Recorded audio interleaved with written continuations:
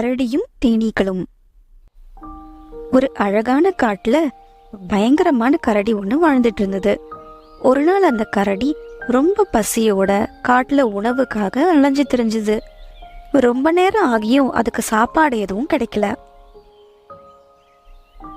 வழியில ஒரு மரத்து மேல பெரிய தேன்கூடு ஒன்றை பார்த்தது கரடி. உடனே அந்த தேன்கூட்டை கலைச்சு அதுல இருக்க தேனை குடிக்க நினைச்சது. கரடி தேனை குடிக்கிறதுக்காக கூட்டுக்கு பக்கத்துல போன சமயத்துல வெளியில போயிருந்த தேனி ஒண்ணு தேன்கூட்டுக்கு திரும்பி வந்தது. அது தேன்கூட்டுக்கு பக்கத்துல இருந்த கரடியை பார்த்தது. கரடி உடனே அந்த தேனியை பார்த்து சொன்னது, நான் இப்போது இந்த தேன்கூட்டில் உள்ள தேனை சாப்பிட போறேன். இது எங்கள் வீடு, இதை ஒன்றும் செய்யாதீர்கள் அப்படின்னு கெஞ்சிச்ச அந்த தேனி. கரடியோ தேனியை பார்த்து, நீயோ அளவில் சிறியவன், நான் உன்னை விட பல மடங்கு பெரியவன், உன்னால் என்னை ஒன்றும் செய்ய முடியாது அப்படின்னு சொன்னது.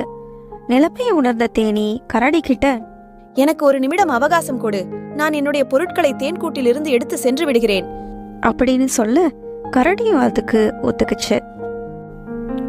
தேன்கூட்டுக்குள்ள போன அந்த ஒரு தேனி தேன்கூட்டுல இருந்த மற்ற தேனீங்கள் கிட்ட நடந்த சம்பவத்தை சொன்னுச்சு. எல்லா தேனீக்களும் உடனே கூட்டுல இருந்து வெளியே வந்தாங்க. கூட்டுல இருந்து வெளில வந்த எல்லா தேனீக்களும் கரடிய கொட்ட ஆரம்பிச்சதுங்க. தேனீக்கள் கொட்டினதுனால கரடி வலியால துடிச்சது. மேலும் வலி தாங்க முடியாம கரடி ஓட ஆரம்பிச்சது. தேனீக்களும் கரடியை விடாம ரொம்ப வேகமா துரத்திட்டு போச்சுங்க.